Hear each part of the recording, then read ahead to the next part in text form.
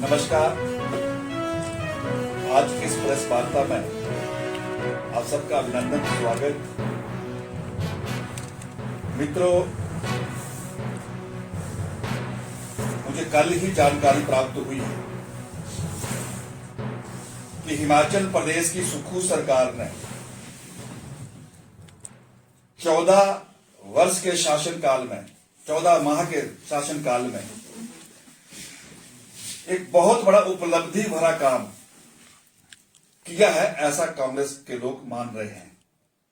और वो उपलब्धि क्या है कि भाजपा शासनकाल में जो आजादी के 75 वर्ष के बाद जिस संस्थान से पालनपुर महरूम था, अर्थात विकासखंड,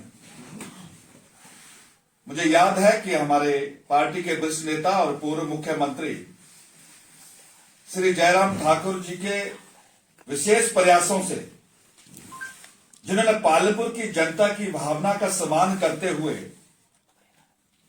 12 सितंबर 2022 को पालनपुर को विकासखंड की सौगात दी थी। और सौगात ही नहीं दी थी,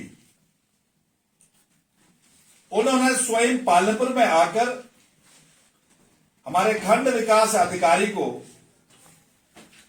कुर्सी पर विराजमान किया था। और उसके तुरंत पश्चात जो एक विकास खंड के लिए जो एक आवश्यक सरकारी कर्मियों की आवश्यकता होती है, उसको भी तुरंत उन्होंने जो तैनात कर दिया था। और मुझे आज उनके नाम आपके बीच में रखने, ताकि कांग्रेस के मित्र ये ना कहे कि जो बार बार आरोप लगाते कि ब्लॉक तो खोल दिया, स्टाफ नहीं था।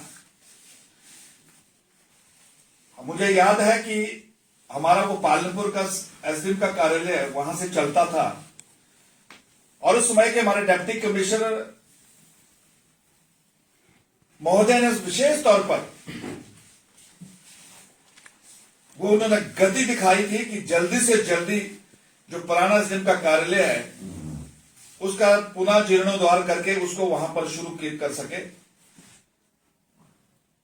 और उस भवन में उस समय के हमारे विकासखंड अधिकारी, जिनका नाम है महेश ठाकुर, और वहां पर जो सुपरिटेंडेंट वहां पर तैनात किए थे श्री अमर सिंह जी, पंचायत इंस्पेक्टर श्री अरुण कलेरिया जी, panchayat sub inspector Shri Sanjay ji, computer operator जो थे हमारे सुदर्शन जी, और हमारे वहां जेई उसमें श्री सुरेंद्र जी, और पंचायत सेक्रेटरी जो हमारे चाहे वो ज्वाइंट जो हमारा जो ब्लॉक था, पंचरुखी था, बैना था, बुभारना था, वहां से भी स्टाफ के जो ऑर्डर हो गए थे, उस स्टाफ ने काम करना भी शुरू कर दिया था। टेक्निकल असिस्टेंट ज्वाइंट जो हमारा पंचरुखी, बैना, बुभारना को देख रहा था। ग्राम रोजगार सेवक जो थे हमारे, जो सभी तीनों जो हमारे ब्लॉक से थे, उन्होंने भी अपना काम करना शुरू कर दिया था। ये मैंने नाम इसलिए आपको बताया है कि हमारा ब्लॉक फंक्शनिंग था। ऐसी क्या मजबूरी होगी कि 2.5-3 महीने के बाद उस ब्लॉक को डी नोटिफाइड कर दिया। हमें भी ताज्जुब हुआ कि जो पार्टी विधानसभा चुनाव में पालनपुर को जिला बनाने की जो बात कर रही थी, ऐसी क्या मजबूरी होगी कि चला चलाया ब्लॉक विकास खंड, जिसकी लंबे समय से पालनपुर की जनता लड़ाई लड़ रही थी, उसको डी नोटिफाई कर दिया। और अब 1 साल पहले पालनपुर में होली के महोत्सव पर हिमाचल प्रदेश के मुख्यमंत्री आते हैं और वो कहते हैं कि हम पालनपुर को दोबारा ब्लॉक दे देंगे। पहले तो ये पालनपुर की जनता को समझ नहीं आया कि आपने उसको डी नोटिफाई क्यों किया, और आप कुछ महीने के बाद फिर पालनपुर आकर कहते हैं कि इस ब्लॉक को हम दोबारा दे देंगे। तो बंद क्यों किया ब्लॉक? ये प्रश्न कांग्रेस के मित्रों से है, ये जवाब देना ही पड़ेगा। और पिछले दिनों प्रदेश की कैबिनेट में पालनपुर को एक दोबारा से अधिसूचना जारी करके कहा कि पालमपुर में दोबारा जो है वो नया न्यू डेवलपमेंट ब्लॉक खोला जाएगा। ये नया और पुराना क्या हुआ? मुझे इस बात का अफसोस है कि 14 महीने के इस कांग्रेस के कालखंड में जो पंचायती राज से जुड़े हुए जो लोग थे, चाहे हमारा वार्ड पंच था, चाहे हमारा प्रधान था, चाहे ब्लॉक समिति का मेंबर था, उनको किस लिए ये परेशानी से गुजरना पड़ा? और 14 महीने में जो विकास का पहिया पंचायती राज में जो तेजी से घूमना था, उस पर ग्रहण क्यों लगा दिया? ये मेरा बड़ा व्यवहारिक सवाल है। तथ्यों पे मैं बात कर रहा हूं। आप में तो हिम्मत थी नहीं कि पालमपुर को विकास खंड मिले। बैजनाथ में अपना विकास खंड, जयसिंहपुर में 2 विकास खंड, सुलह में 2 विकास खंड, और पालमपुर को विकास खंड नहीं, तो इसकी तो पीड़ा आपको थी नहीं। और हमने अगर मिलकर प्रयास किया, और हमारे मुख्यमंत्री उस समय के जयराम ठाकुर जी ने विशेष इस पर कृपा की, आपने उसको बड़ी बेरहमी के साथ उस पर ताला लगा दिया। ये पालमपुर की जनता का सवाल है। प्लेट लगाने का इतना शौक था तो हिम्मत करते। लंबे समय तक आप हुकूमत में रहे, तुम्हारी सरकार रही है, तो पालमपुर को ब्लॉक क्यों नहीं मिला? लेकिन मुझे इस बात का अफसोस है कि इसी पालमपुर को एक रेवेन्यू संस्थान मिला था, जहां हमारे पटवारी जो हमारे इस प्रकार के कर्मी थे उनका प्रशिक्षण होता था। तुम्हारी नजरों के सामने वो यहां से संस्थान जोगिंद्रनगर चला गया, तुमसे आह तक नहीं हुई। और अब पिछले दिनों एक और पालमपुर को तोहफा, जो मैं कह सकता हूं कि पालमपुर को 14 वर्षों में जो कांग्रेस सरकार की जो उपलब्धियां जो सौगात मिली, मैं उसका भी वर्णन करूंगा। माननीय शांता कुमार जी के प्रयासों से एक यहां पर चिड़ियाघर हमें मिला था। पर्यटकों का बराबर वहां आना जाना लगा रहता था, लेकिन उसको भी आपने जाने से नहीं रोका। कुछ दिनों के बाद वो भी बनखंडी में चला जा रहा है। लिख कर दे दिया सरकार ने, और अभी तक कहते हैं कि नहीं, मुख्यमंत्री से बात हुई, ये नहीं जा सकता है। फिर झूठ बोल रहे हैं। केंद्रीय वन पर्यावरण मंत्रालय ने लिख कर लिया है कि निर्णय करो कि बनखंडी में चाहिए या पालमपुर में चाहिए, और प्रदेश की सरकार ने कहा कि बनखंडी में चाहिए। हमारा बनखंडी के लोगों से कोई विरोध नहीं है, लेकिन जो चला हुआ था उसको तो चलने देना चाहिए था। यह सबसे बड़ी उपलब्धि तुम्हारी 14 महीने की है। ब्लॉक तुम्हारे हाथ से चला गया। हमारा बनूरी का आईपीएच का सब डिवीजन तुम्हारे हाथ से चला गया। कंडवाड़ी का सीएससी सेंटर तुम्हारे हाथ से चला गया। हमारा आयुर्वेदिक डिस्पेंसरी मतेड़ बनूरी के निकट, या हमारा स्वास्थ्य विभाग का जो हमारा औषधालय यहां पर ये अपना टांटा में, वो तुम्हारे हाथ से चला गया। और यही नहीं, हमारे इस नगरीय क्षेत्र में एक लंबे समय से मांग चली आ रही थी सब तहसील की। अरे भाई, वहां तो सब नायब तहसीलदार ने काम करना भी शुरू कर दिया था। 24 से ज्यादा लोगों के प्रमाण पत्र भी जारी हुए। आपने उस पर भी ताला लगा दिया, और अब बड़ी तालियां मार रहे हैं कि हमने जी पालमपुर को ब्लॉक दे दिया। इसका निर्णय पालमपुर की जनता करेगी जब लोकसभा का चुनाव आएगा, और जनता की अदालत में हम भी जाएंगे और तुम भी जाएंगे। ये सवाल होंगे लोगों के। आपने तो कहा था कि हम जिला लेकर आएंगे, जिला की एक बार भी आपने बात नहीं की।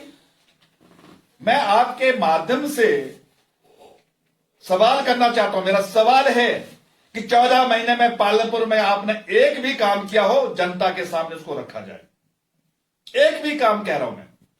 और आपने 14 महीने में जो हमने बिना विधायक के कार्यकर्ताओं की भावनाओं को मिलकर जो काम किए थे, आपने उनको सबको आपने बड़ी बेदर्दी के साथ जो है वो नकार दिया। मैं इसलिए कहना चाहता हूं मित्रों, ये कैसी सरकार है? ये जब से आई है, आज पूरा प्रदेश हमारा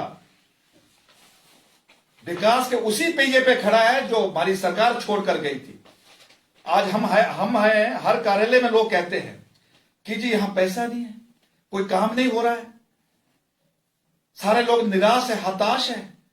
ये मैं नहीं कह रहा हूं, ये हिमाचल प्रदेश की जनता कह रही है। ये हिमाचल प्रदेश की जनता कह रही है।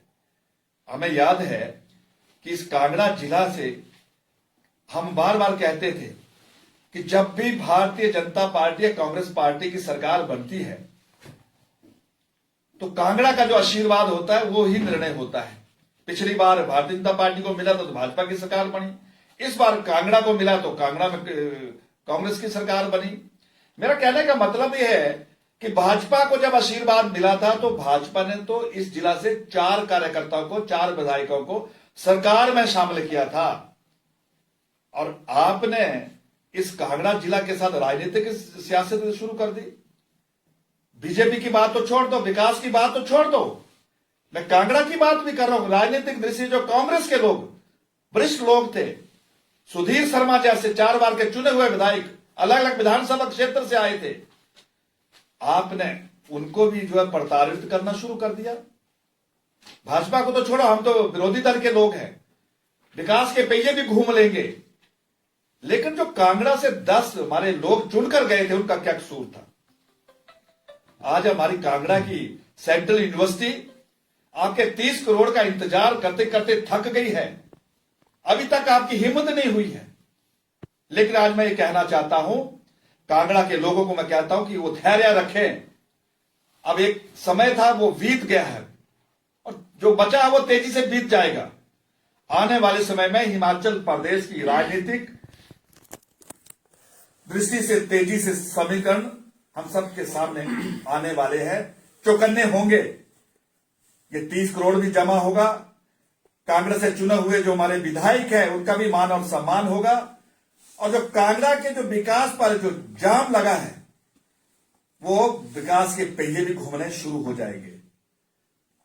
मेरा ये आज दर्द था कि आपने 14 महीने में ये उपलब्धि है कि हमारा ब्लॉक डीनोटिफाई किया, और आज उसको आप रीनोटिफाई करके उस पर जो आप तालियां बजा रहे हैं, ये पालमपुर की जनता का सवाल है, इसका उत्तर देना ही पड़ेगा। बाकी आपके मन में कोई सवाल है तो आप कर सकते हैं। त्रिलोक जी, राज्यसभा चुनाव की बात करते हैं। भाजपा ने चुकाने वाला डिसीजन लिया है, हर्ष महाजन को कैंडिडेट बनाया है। हालांकि जो सरकार अभी जो रनिंग सरकार है कांग्रेस की है, तो ये क्या प्लानिंग रहेगी अगले चुनाव को लेकर? जिस तरह से कांग्रेस ने हिमाचल प्रदेश को 14 सालों में, चाहे वो कांग्रेस के कार्यकर्ता थे जो उनके लिए चुनौतीपूर्ण थे, चाहे वो विकास की दृष्टि से जो हमारे संस्थान थे उनको डीनोटिफाई किया, तो कांग्रेस ने राज्यसभा में भी हिमाचल प्रदेश को डीनोटिफाई कर दिया। इसको आप उस रूप में देखा जाए, क्योंकि हिमाचल प्रदेश में लाखों लाखों ऐसे कांग्रेस में अनुभवी कार्यकर्ता है जो इस पद के योग्य थे, लेकिन कांग्रेस ने संकल्प ले लिया है कि इस सुनामी में हम बस छोड़ेंगे कुछ नहीं, विकास के साथ साथ नेताओं को भी बलि चढ़ा देंगे। और मुझे इस बात की प्रसन्नता है कि भारतीय जनता पार्टी ने जो योजना पूर्वक एक ऐसे उम्मीदवार को आगे उतारा है जिनका एक बहुत बड़ा राजनीतिक तजुर्बा है, अनुभव है।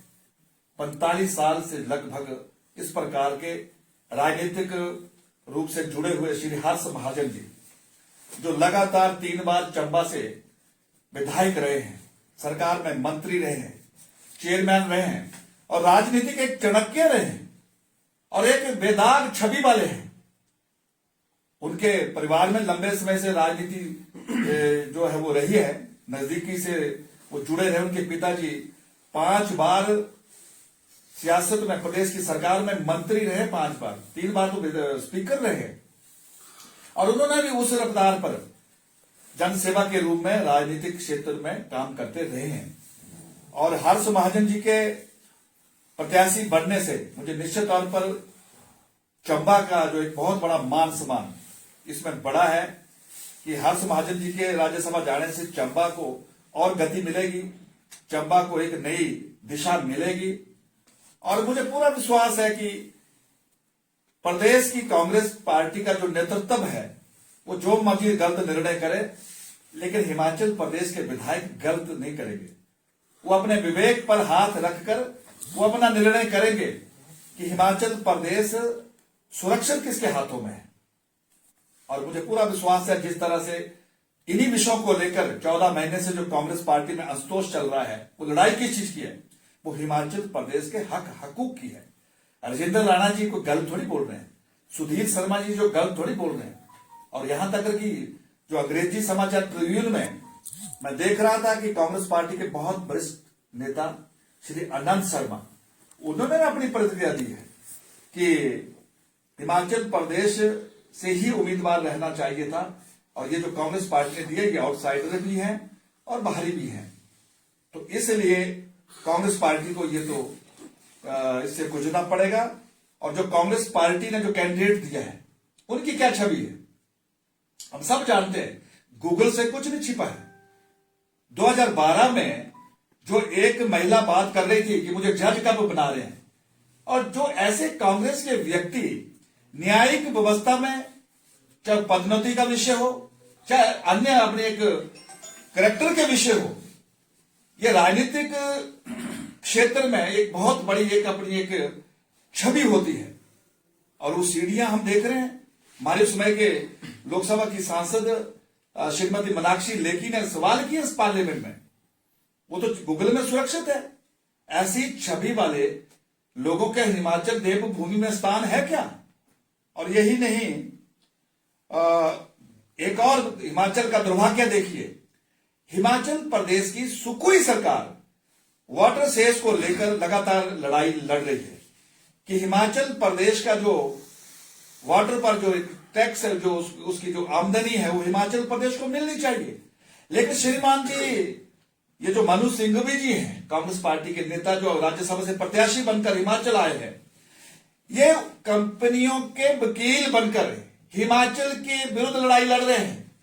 अब बताइए, भगवान इनको सद्बुद्धि दे कि तुम उम्मीदवार किसको बना रहे हैं? जो हिमाचल प्रदेश के हक के खिलाफ लड़ रहे हैं, वो हिमाचल प्रदेश के राज्यसभा के सांसद बनकर जाएंगे। ये किस बात का पारितोषिक उनको दे रहे हैं आप? आपका बोलने का मतलब है भाजपा जो अब लड़ाई लड़ेगी बाहरी और हिमाचल की तौर पर ये चुनाव लड़ने जा रही है निश्चित तौर पर। और ये पक्का है, हिमाचल प्रदेश के चाहे कांग्रेस पार्टी के वो विधायक हैं, वो कांग्रेस पार्टी के राज्यसभा के सांसद को, उम्मीदवार को समर्थन नहीं करेंगे। उनको डर है, ये हिमाचल देव प्रदेश है। वो क्यों करेंगे? इसलिए करेंगे कि हिमाचल प्रदेश की जो लड़ाई का सरकार लड़ रही है, उसके खिलाफ जो वकील बनकर लड़ रहे हैं, उसको सम्मान करेंगे, उनको शाबाशी देंगे। यह बिल्कुल स्पष्ट है। और श्री हर्ष महाजन जी राज्यसभा के सदस्य के रूप में चुनकर पार्लियामेंट में जाएंगे, इसको कोई नहीं रोक पाएगा। ये तय है, ये निश्चित है। Thank you.